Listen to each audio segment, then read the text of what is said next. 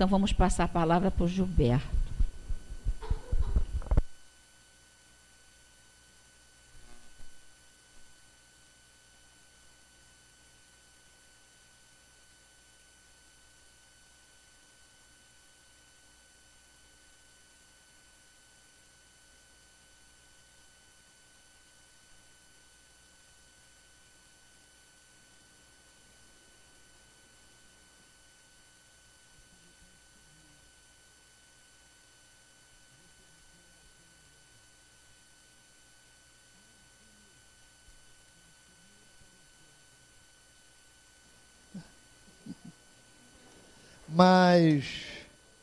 Então, uma boa noite a todos.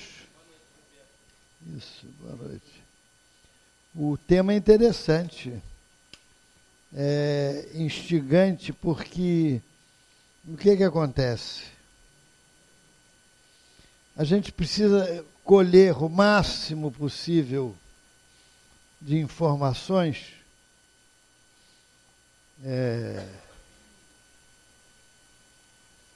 da vida do lado de lá, do que acontece, como é que a gente se prepara para ir para o lado de lá, porque nós vamos ficar aqui ou nós vamos para o lado de lá? A vida principal é lá ou é aqui? E embora muita gente boa, viva aqui, como se fosse ficar aqui, eternamente aqui. Então a gente tem que colher informações para chegar do lado de lá e não ficar surpreendido, nem apavorado. Porque tem espírito que quando sabe que desencarnou, meu Deus do céu, ele apavora, com medo dele mesmo.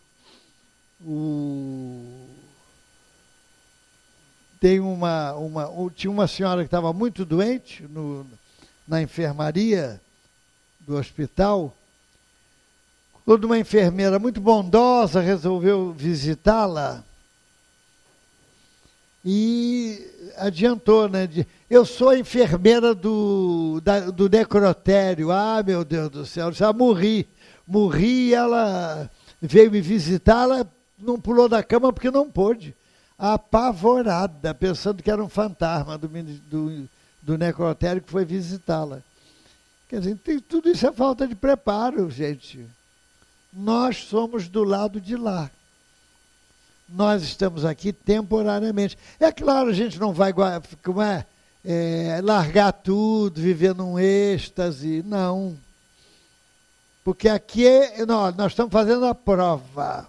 Nós estudamos e viemos fazer a prova. Não é assim que acontece na escola? O aluno estuda o ano inteiro, para no final vai fazer a prova para ver se ele realmente anotou. O doutor Inácio Aguinaldo Vasconcelos de Paula, que eu vou ver se eu trago ele aqui, ele é médico cirurgião de São José do Rio Preto, dirige o Centro Espírita Francisco de Assis. E ele, aos 4 anos, a mãe dele ficou viúva. 9 filhos. Ele era o 8º. Se tornou médico, cirurgião. Então, um dia ele chegou para a mãe dele e falou assim: mãe, quando a senhora desencarnar, o que é mais, matematicamente é o mais provável, eu não vou chorar. Eu não vou ficar apavorado como esse pessoal fica. Porque se eu fizer isso, eu vou lhe prejudicar. Porque veja, a senhora ficou viúva aos 4... Eu tinha 4 anos de idade. A senhora educou 9 filhos. Espírita, trabalhadora espírita.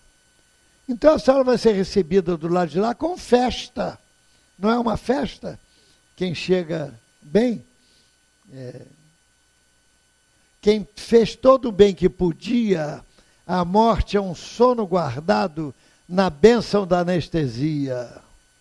Então, se eu chorar, se eu ficar desesperado, eu vou prejudicar a senhora lá com meus pensamentos. É verdade, meu filho. Uma semana depois ela desencarnou. Parece que ele estava adivinhando e preparando ela. Então, gente, a gente tem que estudar o máximo possível Espiritismo, Livro dos Espíritos. Tem algum livro melhor do que o Livro dos Espíritos? Vocês conhecem? Eu não conheço. Olha, o Livro dos Espíritos, vamos ver o que ele é, o que a gente pode considerar como o Livro dos Espíritos. Vamos botar aquele Livro dos Espíritos.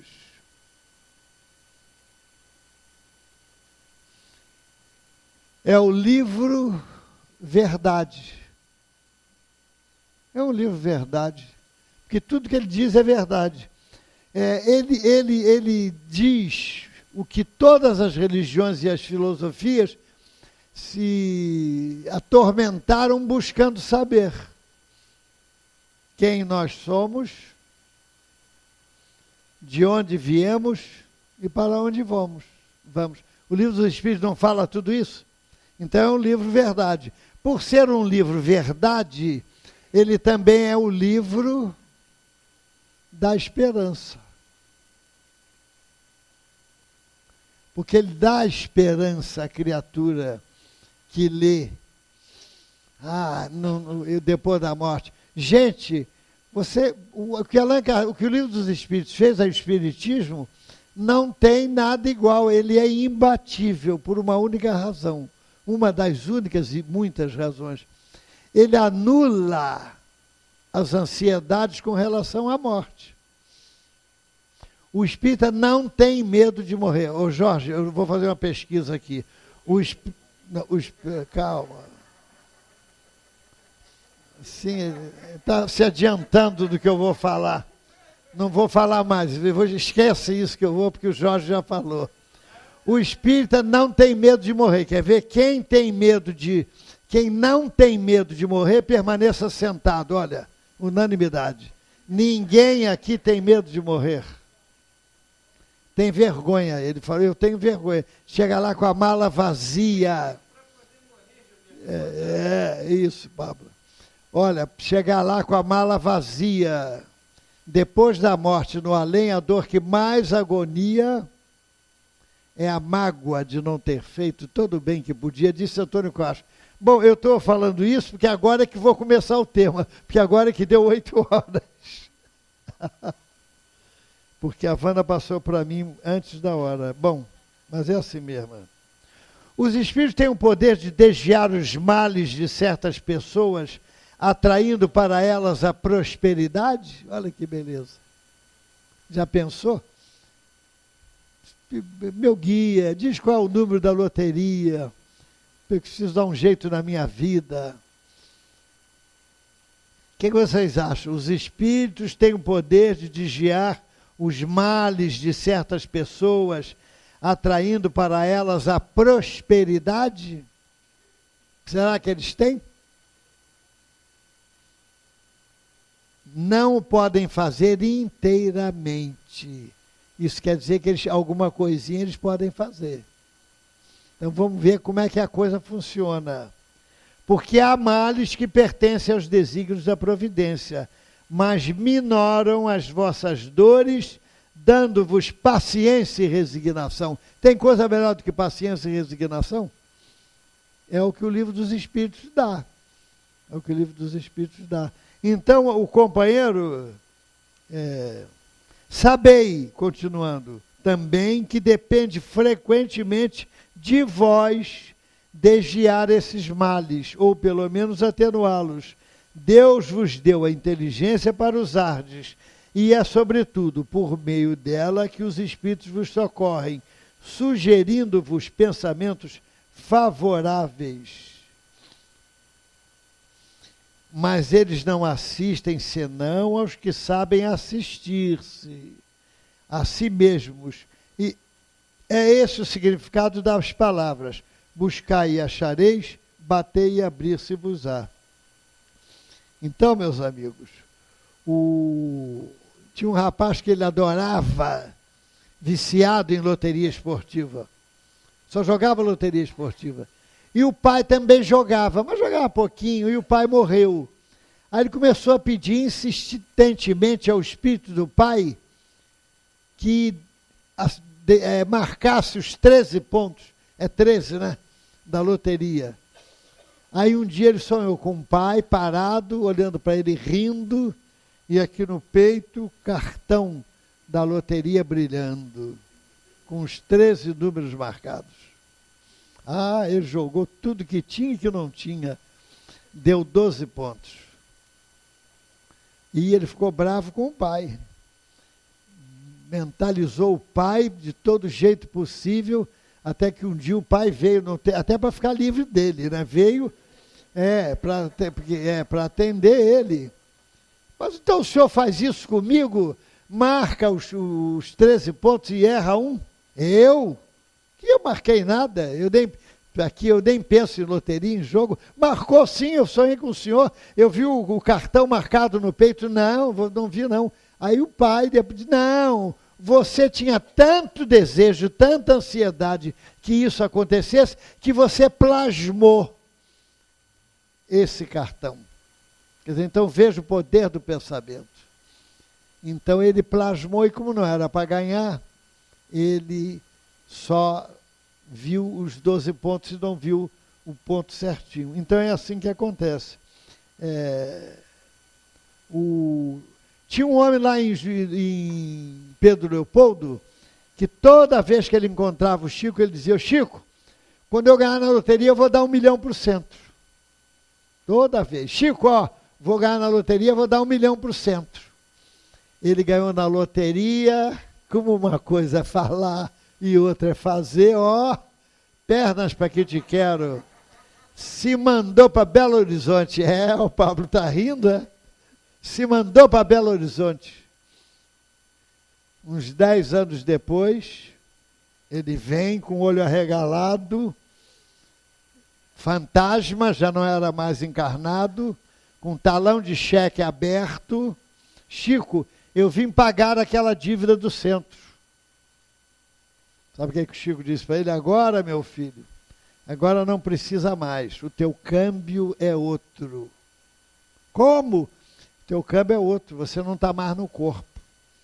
Quer dizer, não se fala isso normalmente em reunião mediúnica. A gente tem que ter o cuidado para o espírito não apavorar. Até Emmanuel e tudo diz. Mas o Chico, naquela condição, naquelas circunstâncias, com aquele espírito, sabia que podia dizer. Aí ele deu um grito e saiu correndo. Então Emmanuel disse que não, fica tranquilo que a equipe já está atrás dele para ajudá-lo. Então, gente, é isso que acontece. E depois, para que muito dinheiro, meu pai do céu? Na enfermaria de quase morte no CTI, um médico pesquisou o seguinte, ele fazia pergunta, escuta, o que você lamenta não ter feito na vida, agora próximo da morte? Nenhum deles falou que lamentava não ter comprado o edifício tal, o apartamento tal, as ações da Petrobras, felizmente não dizia isso, não disse isso. Todos lamentavam aquilo que deixaram de fazer com a família, dando mais atenção à família, estudando mais, procurando as belezas da vida. Então, gente, é isso. Nenhum deles lamentou ter aumentado, ter multiplicado os bens materiais. O Jerônimo Mendonça, eu gosto muito de falar nele, porque eu conheci uma criatura admirável. Ele era mirrado, tinha uns 45 quilos, vivia numa cama, cego, paralítico, e tomava 20 comprimidos para começar o dia, botava um saco de 30 quilos de areia no peito durante meia hora de manhã para diminuir as dores da angina, e aí começava o dia. Fez um centro na capital, outro na Ituiutaba, onde ele morava, perto da fronteira com Minas Gerais, no Rio Grande. Quando ele era jovem, ele ficava em frente ao espelho, ele bem apessoado, né? Aí, naquela época que se usava gomalina, tupete, naquela época que o Jorge tinha cabelo, ele usava, né, aquela gomalina, aquele tupete, e ficava achando que ele era o Tarzan. Puxa, porque ele gostava do filme de Tarzan, eu sou o Tarzan, eu sou um verdadeiro Tarzan. Ninguém sabia disso, desse pensamento dele. Aí ele vai a um centro espírita, já espírita, com 18 anos de idade. Aí o médium recebeu uma mensagem, olha para o diretor, não vou ler isso não, isso aqui é um absurdo, não leia, você não recebeu? Então ele leu a mensagem, Senhor Tarzan, segura, se agarra no cipó da fé, porque você vai entrar na selva da provação. E foi quando ele começou as lutas dele. Um dia ele tiraram 10 unhas encravadas dos pés. Não tiraram mais de 10 porque não tinha, senão teria tirado o médico. E ele, já pensou, eu tive unha encravada, é aquela dor fininha, né? Já pensou em todos os pés. Aí chegou um ônibus de espíritas, que o espírita adora confraternizar, falar, quer saber se o homem está morrendo, se o homem está ruim. Que eu via lá em Uberaba, o Chico botava um lenço de álcool no peito para diminuir a dor da angina e o povo em cima dele. Uma vez no Marieta Gaio, agarrado a ele aqui em Bom Sucesso, ele atendendo desde 2 da tarde, eram 2 da manhã, e o Newton Boechat olhando ele, e ele querendo ir no banheiro, se arrastando devagarzinho, e aquela mulherada tudo agarrado com ele, aquilo tudo, até que no final o Boechat falou, mas ô Chico, como é que pode? Que absurdo! Aquela mulherada agarrada em você, e você querendo ir no banheiro. Meu filho, em Leme foi pior. Uma entrou no banheiro comigo e fechou a chave. É porque quando a mulher insiste, viu, minha gente? Não adianta, porque até Deus atende. Para ficar livre. O Peixotinho que eu conheci, médio de materialização, faltava 1 hora para ele morrer. Gente, com 1 hora para eu morrer, eu quero prece. Eu quero o povo em volta de mim rezando para mim. A mulher cismou que queria uma receita dele. E ele, com 1 hora para morrer, ele não segurava o lápis direito. Ela insistiu tanto que a mulher dele não teve saída. Deixou ela entrar no quarto. E ele, então, não segurava o lápis, não tinha forças, mandou botar na estante papel e caneta, porque naquele tempo a mediunidade da escrita direta, efeitos físicos, funcionava. Apagou a luz, fez uma prece, 15 minutos depois mandou pegar a receita que estava pronta. Estava pronta a receita. Agora, gente, eu pensei, meu Deus do céu, o que faz um homem, uma criatura, 1 hora antes de morrer, se esforçar, sacrificar-se para atender a outra? O que leva uma criatura a fazer isso? O amor, o amor. Então, olha, gente, para a gente amar, aí faz uma reflexão íntima a cada um. Quem ama, não pensa em si mesmo. Quem ama o próximo não pensa em si mesmo. Quem pensa 95% do dia, como dizem os psicólogos, em si mesmo, é egoísta, não aprendeu a amar. Porque a gente tem que ter umas determinadas mecanismos para exercitar e chegar um dia a amar. Porque esse negócio de dizer, eu a partir de amanhã vou amar.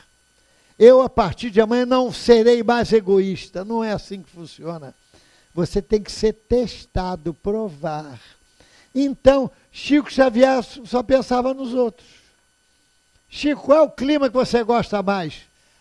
Eu gosto mais do verão. Por que você gosta mais do verão? Porque o pobre sofre menos. Ele estava pensando nos outros, meu Deus do céu. Então, o Peixotinho, quando ele fez aquela receita, ele estava pensando na felicidade da criatura. Então, minha gente, é isso. Os espíritos ajudam mais ou menos.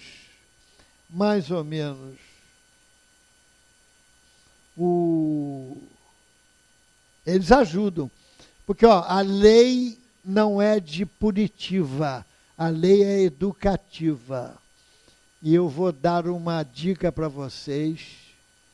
Quando o Tribunal da Justiça Divina manda a ordem para penalizar o faltoso, a Justiça Divina, quando essa pena que já saiu de lá para pegar a gente, encontra o faltoso trabalhando no bem, ela dá uma freada com todos os freios possíveis e susta o pagamento. Enquanto a criatura estiver trabalhando no bem. Isso quem falou, assim, pertinho, foi Chico Xavier, traduzindo, repetindo palavras de Emmanuel. Enquanto a criatura estiver trabalhando no bem, vem uma ordem para segurar. Porque a lei é educativa, gente. A lei de Deus é de aperfeiçoamento. Ela não quer que a gente vá para lá perturbado para aumentar a fila da desobsessão. Por isso que Gilson, Jorge, esse pessoal está aí com 80 anos, 85. O Jorge não tem menos, claro. 80 é. Para ir para lá para quê? Para engrossar a fila da desobsessão? Então fica por aqui, para ver se melhora. Então o Olavo Dias, que era um espírita denodado, lá em São Paulo, entra numa confeitaria de muito movimento na capital paulista, escuta um burburinho, aquilo tudo, ladrão, ladrão, pega, ladrão. Aí ele olha um rapaz magro, esquálido, feio, triste, abatido, com um saco na mão, tremendo, e diz, não, ladrão, roubou, pega o guarda e o empregado da confeitaria triunfante. Aí ele, não é ladrão, não é meu empregado, sai, vem comigo. Desculpa, ele pegou o saco errado. Aí levou junto, chegou na primeira esquina, meu amigo, você me obrigou a mentir, o espírita não mente. Doutor, o senhor me perdoe. Ele botou as faces ossudas nas mãos, começou a chorar, eu sou tuberculoso, tenho 6 filhos e ninguém me dá emprego. Eles estão passando fome. Roubei porque meus filhos estão passando fome. O Olavo ficou condoído com ele, não, você não precisa chorar, peraí, ninguém está aqui para fazer você chorar, deixa isso para lá. E deu-lhe algum dinheiro ali, tomou o endereço dele e disse, eu vou te visitar, eu moro perto da Vila Maria, ali, eu vou lá te visitar. E ele era realmente um trabalhador, um bom homem. Na semana seguinte estava ele de carro, procurando o barraco do Noel, que era o nome desse rapaz, desse senhor. Encontrou o barraco, Noel não estava. Estava a mulher e os 6 filhos. Não, ele saiu para ver se arranja um remédio, uma coisa. Aí ele olhou aquela miséria, levou dinheiro, levou bolsa básica, pegou um nome e deu o nome para o centro espírita que ele frequentava, botar na lista e ajudar mensalmente. E ela disse com um olhar diferente, doutor, um dia Noel vai pagar-lhe isso que o senhor está fazendo pela gente. 3 meses se passaram e o nosso amigo esqueceu tudo, tratou da vida dele. Uns anos depois ele está no aeroporto para pegar um avião a trabalho comercial. Quando ele chegou tarde, viu um amigo acenando, não, vem aqui, eu tenho uma passagem para você, vem uma multidão, e ele tentando vencer, se desvencilhar da multidão, quando ele recebe um abraço por trás, fraterno e suave. Quando ele olha, Noel, vestido simplesmente, mas com um semblante alegre. Doutor, eu quero lhe agradecer, doutor. Vim aqui para lhe falar sobre a família e lhe agradecer o tanto que o senhor tem feito por ela. Mas, Noel, estou atrasado. Não, doutor, peraí. E o Noel foi devagarzinho, tirando ele da visão do amigo que estava com a passagem. Se você chegar a tempo, pega o avião. E ele, não, doutor, mas espera aí, eu preciso lhe agradecer. E o doutor ficou irritado, aí quando conseguiu se desvencilhar do Noel, viu o avião subindo perdeu o avião. Ficou irritado, mas aí não tinha jeito, foi procurar o Noel, para conversar com ele, saber como ele ia. Era um bom homem. Chegou, não encontrou Noel no aeroporto, por mais procurasse. 3 horas depois vem a notícia, o avião caiu, não ficou uma pessoa viva. Aí ele ficou preocupado com aquele acontecimento, pegou o carro e foi na casa do Noel. Chegou lá, doutor, uma alegria, a esposa. Noel morreu há 3 vezes, doutor. Então vejam como a gente muda o nosso destino, como a gente realmente trava a força da justiça que vem para nos corrigir os erros do passado. Então, um gesto. E quem é que não tem um gesto? Meu Deus do céu, todo mundo tem. Essa geringonça aqui, ela vai, sai do ar, a gente tem que fazê-lo de novo voltar. É assim mesmo. Deixa eu procurar aqui. Hein? Pergunta 533. Podem os espíritos fazer que se obtenham os dons da fortuna, desde que solicitados nesse sentido? Às vezes como prova, mas frequentemente se recusam, como se recusa a uma criança um pedido inconsiderado, né? Bons ou maus? São os bons ou os maus espíritos que concedem esses favores, uns e outros. Isso depende da intenção, mas em geral são os espíritos que querem arrastar-vos ao mal e que encontram um meio fácil de o fazer nos prazeres que a fortuna proporciona. Então, meus amigos, o Chico um dia entrou numa loteria lá em Petrópolis com a dona Susana Mouzinho, e ele fazia aquilo até para se parecer, ficar mais humano do que ele não era, porque o Chico era um espírito superior encarnado. Aí comprou um pedaço de bilhete, junto com um amigo da dona Susana, que também comprou. Aí ele viu um espírito entrar e falar para ele, olha, não adiantou nada você comprar, você vai perder, porque eu é que administro quem é que vai ganhar. O espírito falou para o Chico. Quem me contou foi a dona Susana Mouzinho, que merece todo o crédito possível. Foi amiga dele, ainda está viva durante muitos e muitos anos. Um dia ela chegou para o Chico disse, Susana, eu estou cansado, acho que eu estou chegando a hora de eu ir embora. Ele falou para ela. Aí ela falou, Chico, você também pode interceder por mim, para eu também ir embora. Ele olhou assim para o horizonte, olha a autoridade moral dele, hein? Eu até poderia fazer isso, mas o teu compromisso é com Jesus. E o nome desta senhora está no Evangelho. As mulheres que acompanhavam Jesus. Uma delas é Dona Susana Mouzinho. Eu não devia nem falar isso, mas falei, agora deixa correr. Então, meus amigos, já falei do homem do dinheiro para o centro, já falei essa.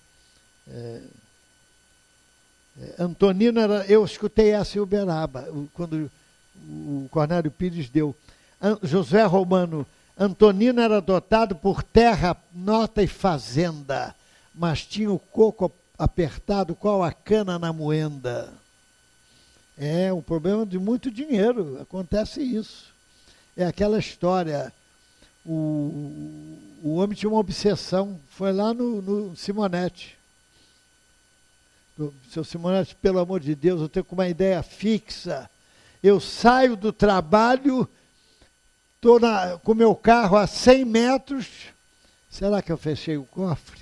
Aí eu volto, vou lá, tiro de todas as trancas, janelas, portas, entro no escritório, chego lá, rodo aquele volante do cofre, fecho aquilo tudo, fecho todas as trancas, vou embora. Estou em casa comendo, jantando, eu acho que eu não fechei o cofre. Volta, dá uma desculpa ao vigia, volto e vou lá e faço o mesmo ritual, febril, destravando todas as trancas e chaves, chega lá, peste do volante do cofre, vai, volta, faz tudo de novo. De madrugada eu levanto e faço a mesma coisa, eu não tenho sossego, meu senhor. Obsessão, meu amigo, tu está com a ideia fixa. Aí foi trabalhar no centro da Quentinha, fazer acontecer, atender pobre, andar para lá e para cá, e aí a ideia fixa foi embora. Que não há melhor lugar, gente, para a gente perder essas ideias. Hein? Não, acho que foi isso, acho que faltou isso dele. Porque há quanto tempo a gente está nessa luta, hein?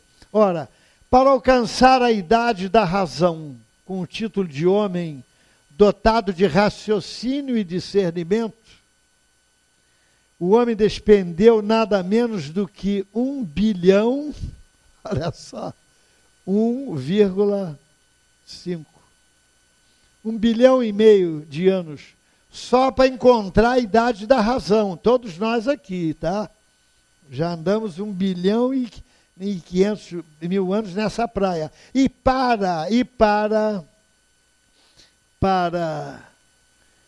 a civilização que floresceu agora, André Luiz, no livro Evolução em 2 Mundos, tá? Mais ou menos 200 mil anos. Então é 1,5 bilhão com mais 200 mil anos. Aí eu estava no ponto do ônibus, esperando o ônibus, quando o ônibus, obrigado, meia hora atrasou meia hora. Eu acho que eu vim até para cá, para o centro. Obrigado. Aí ele passou e não parou. Eu fiz sinal, ele não parou, aí eu fiquei irritado. Me irritou aquilo. Aí eu pensei, porque eu tinha acabado de ler esse dado, eu digo, meu Deus do céu, 1,5 bilhão mais 200 mil, e eu ainda me irrito com uma porcaria de um ônibus. E eu tenho que me irritar com isso? Não posso. Já caminhei demais, já tenho muita estrada. Então é o que acontece na gente. Sabe o que acontece, gente?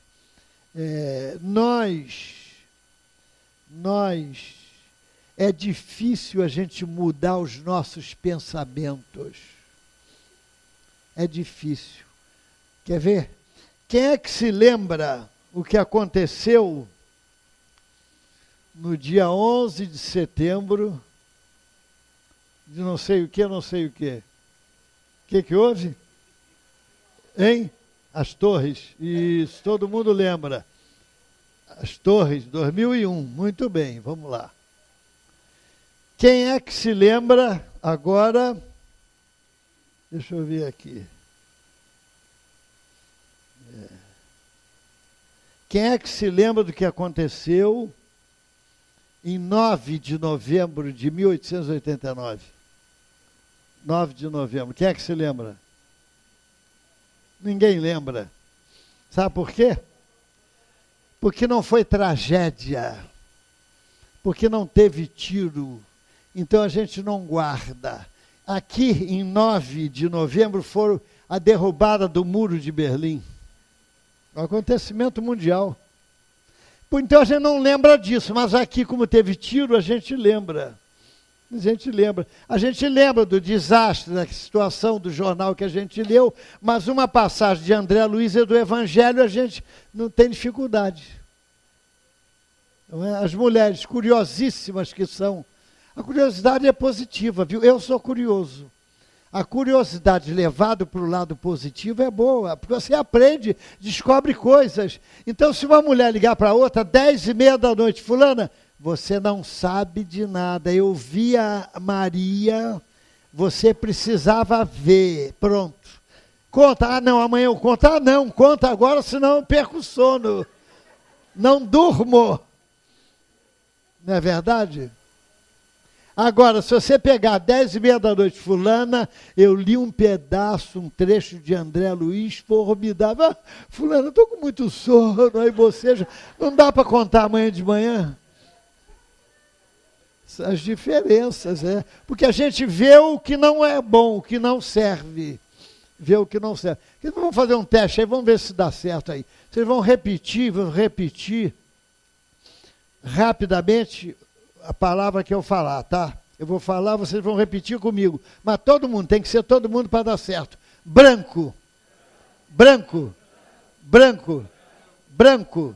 Outra vez, branco, branco, todo mundo. Branco, branco. O que a vaca bebe? Água. Viu? Viu? Viu? Isso é na neurolinguística. Neurolinguística. Então nós estamos tão condicionados a isso aqui, a 11 de setembro, a criticar, a julgar, a ver o julgamento, fazer julgamento precipitado do outro, que a gente fica condicionado ao tempo. Eu ia pegar, mas é que depois eu ia pegar um saco de lixo, ia trazer aqui, ia pedir o Pablo para ir passando, para a gente tirar da carteira, da bolsa, o que não serve, que a gente guarda, aqueles papeizinhos, extrato velho, aquilo tudo, e jogar, e encher o saco. É o que não serve, gente. Então, gente, vamos fazer força para tirar o que não serve. Vamos aproveitar a encarnação, gente. Vamos aproveitar o tempo. Vamos aproveitar a estada no centro espírita. Sabe que a gente está influindo na próxima encarnação, agora, hoje, todos nós aqui? Ou positivamente ou negativamente. Ora, positivamente. Vamos ver. Quem estuda sem ter necessidade de estudar, estuda para aprender por gosto, que já não precisa mais curricularmente nem profissionalmente estudar, vai se candidatar a ter uma inteligência precoce na próxima encadernação. Quem toma conta de velho, de idoso, porque o idoso, né, tem que ter paciência. Então, uma pessoa jovem, nova, que toma conta de idoso, com paciência, está se candidatando a ter um corpo robusto na próxima encarnação. Se a gente sabe disso agora, é só botar em prática, gente, para chegar lá leve, solto e feliz. Olha, ninguém pode imaginar a felicidade que não tem preço da gente chegar do lado de lá com a consciência tranquila. Porque já pensou? Então vamos ver o que pesa na nossa economia espiritual, que a gente ainda carrega, na base do que é que tem. Vamos ver o valor do tempo primeiro. Qual é o peso que tem um ano para um estudante que foi reprovado? Ele vai pesar esse um ano na vida dele, não vai? Qual é o peso que tem um mês para aquele que o salário acaba no dia 20? Tem um peso danado, né? Um mês é longo. Qual é o peso que tem, o valor que tem uma semana para um editor de uma revista semanal? Tem um peso muito grande, porque tem uma semana para botar a revista no ar. Qual é o peso que tem uma hora para os namorados? Né? Uma hora passa tão rápido para os namorados, não é? Tem um peso muito grande. Para o casado demora muito, é isso? Não? Que eu acho que eu ouvi isso. Será que eu ouvi isso? Não. Bom, qual é o peso que tem um minuto para quem perdeu o ônibus, que ia chegar, para não chegar tarde no trabalho? Qual é o peso que tem um segundo, às vezes 2, 3, para quem se livrou de um desastre? Puxa, eu passei ali, um segundo depois caiu a marquise, um segundo depois o bonde, o ônibus bateu. E qual é o peso que tem um centésimo de segundo para aquele atleta de ponta que ficou um ano ali sofrendo dores, disciplina, e chegou um centésimo depois do outro e perdeu a medalha? Então, meus amigos, qual o peso que o tempo tem para nós encarnados, que conhecemos a informação espírita para mudarmos a nossa vida. Mudarmos a nossa vida. Porque reencarnar com reencarnações de baixo teor, isso nós temos feito sempre, diz Emmanuel. Nós somos repetitivos. Tem um livro, Pontos e Contos, de Humberto de Campos, que tem uma página chamada Estranhos Credores, que o espírito mais iluminado que Humberto de Campos viu, trabalhando nas furnas mais pesadas do umbral. Para vencer o ciúme, mais de 9 encarnações, sem proveito. Aí o povo diz, não, ciúme, o que é que tem? Um ciúmezinho. O espírito até diz que, você não gosta de mim, você não tem ciúme de mim? Meu Deus do céu! Para vencer o orgulho, ela perdeu por 3 sentimentos: egoísmo, vaidade e ciúme. O ciúme 9 encarnações não conseguiu, o egoísmo 15 encarnações não conseguiu e a vaidade 9. Com ciúme ela estragava a vida do marido. Com a vaidade ela estragava a vida dela mesma. E com o egoísmo ela estragava a vida dos filhos. Então aquele corpo espiritual que andava junto dela foi se afastando, ela ficou sozinha. Quando ela ficou sozinha, ela se revoltou mais ainda, foi mais fundo no umbral. Até que surgiu uma benfeitora e deu um remédio para ela.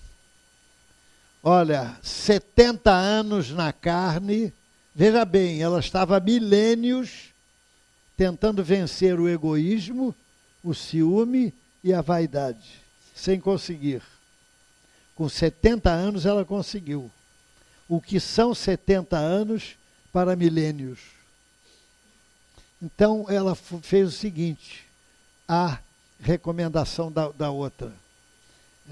Procurar no abismo 4 espíritos daquele, receber como filhos, 2 aleijados, um leproso e um cego.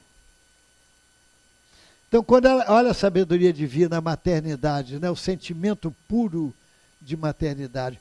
Quando ela queria largar todos eles e ir para a prostituição, o sentimento materno falava mais alto.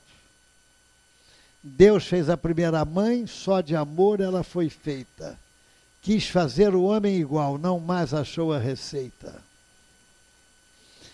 Quando ela queria largar tudo, quando ela via as mães bem dotadas, o beijo carinhoso de um dos filhos não deixava. Então eles foram morrendo e com o cego ela andou 40 anos com ele. Gente, quando ela desencarnou, 70 anos depois, era um anjo iluminado. Humberto de Campos diz que foi o espírito mais luminoso que ele viu no plano espiritual. Então, o que é 70 anos para a gente aturar um marido ranzinza, para a gente aturar um emprego subalterno, para a gente aturar, enfim, um filho perturbado que perturba a gente? O que são 70 anos? Considerando se a gente for conformado, for resignado e lutar sempre para melhorar, nós vamos sair vencedores daqui. Vamos sair vencedores. O que é 70 anos para a gente chegar do lado de lá, como é vencedor de si mesmo? Não tem preço nem tamanho essa vitória. Então, meus amigos, o tempo é isso. Aproveitemos o tempo, né? Valorize cada momento que você tem. Lembre-se, o tempo não espera por ninguém. O dia de ontem é história, o amanhã é um mistério. E o de hoje é uma dádiva, não é? Vamos ver agora, se aproximando do final. Então nós vivemos a memória de uso contínuo, ou seja, aquilo que nós falamos. Nossos pensamentos são os mesmos.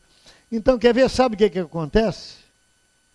Sabe o que acontece? Ó, vamos botar aqui, ó. Ressentimento, mágoas, irritação constante, inconformação com a vida que tem, insatisfação,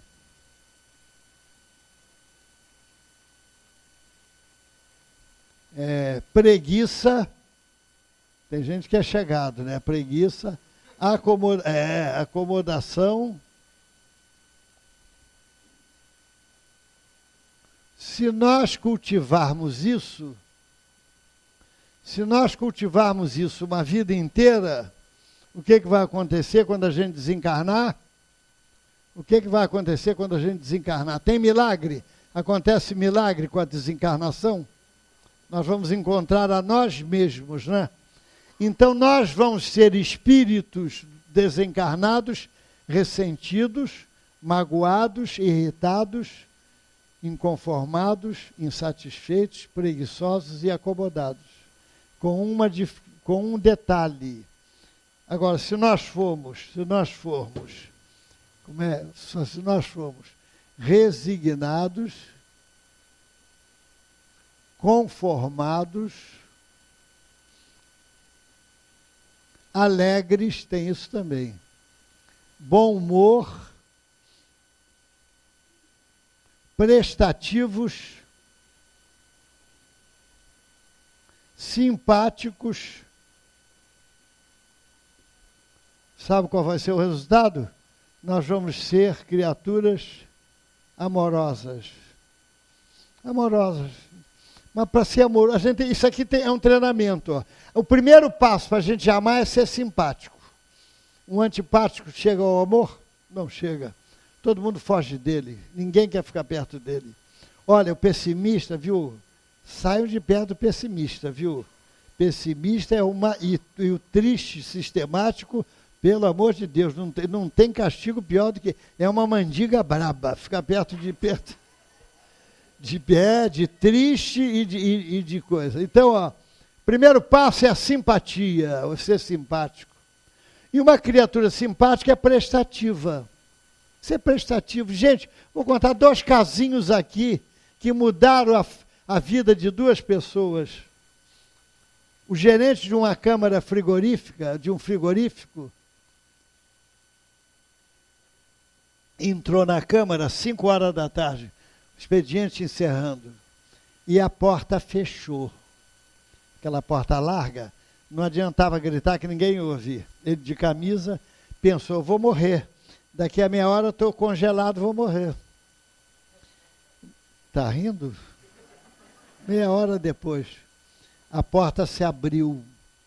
O vigia. Sabe por que a vigia foi lá, gente, ver?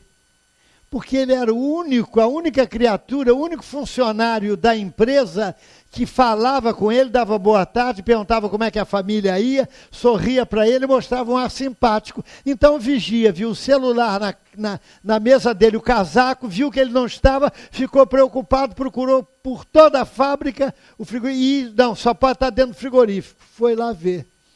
Então, gente, ser simpático, hein? Não, ele foi antes. Não seja pessimista, meu Deus do céu. Pessimista. Já estava achando que o pobre do homem estava congelado. Está vendo? Depois a gente diz que tem prevenção com as mulheres. Bom, calma, Pablo. Acho que o Pablo não tomou o remédio hoje.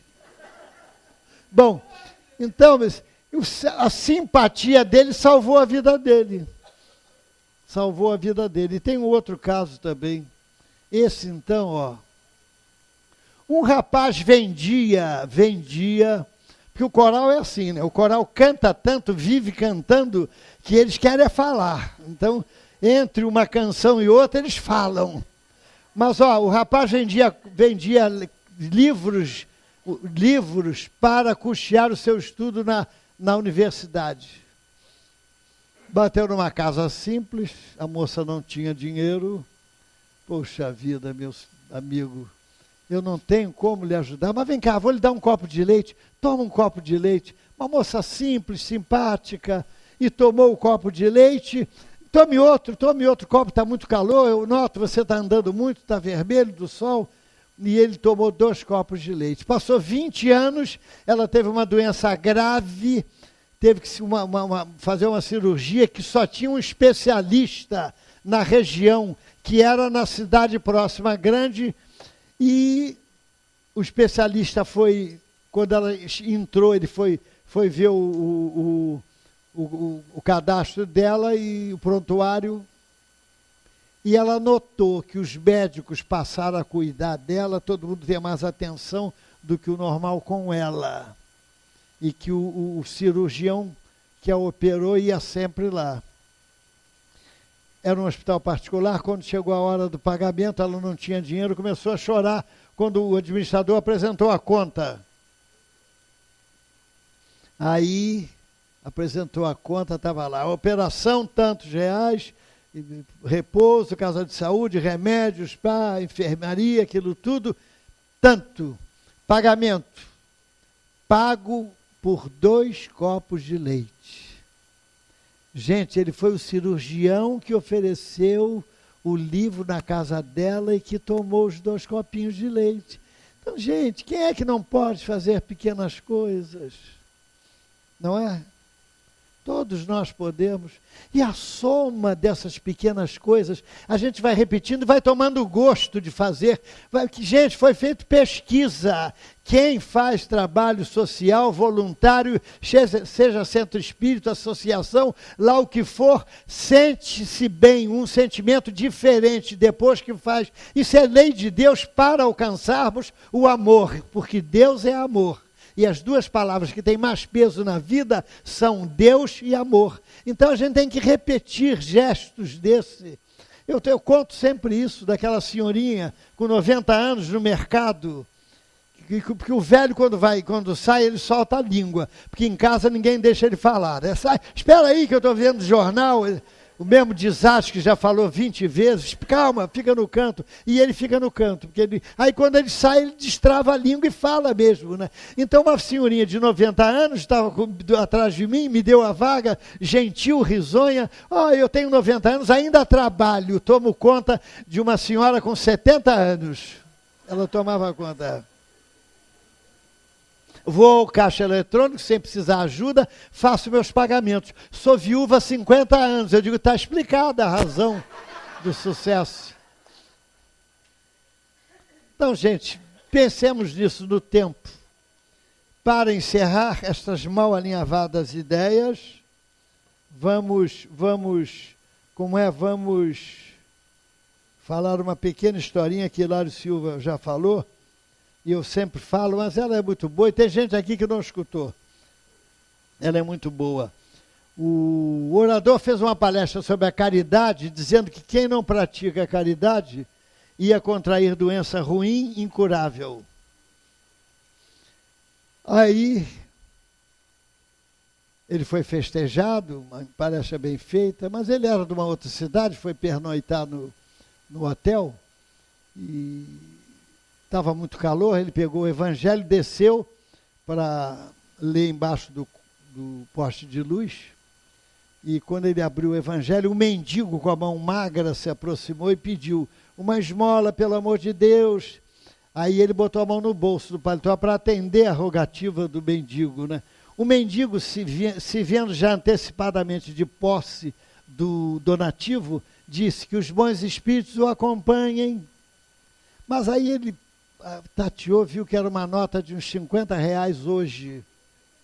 E que como uma coisa é falar e outra é fazer, ele ficou tateando, não, é muito, acho que sei, vai fazer falta.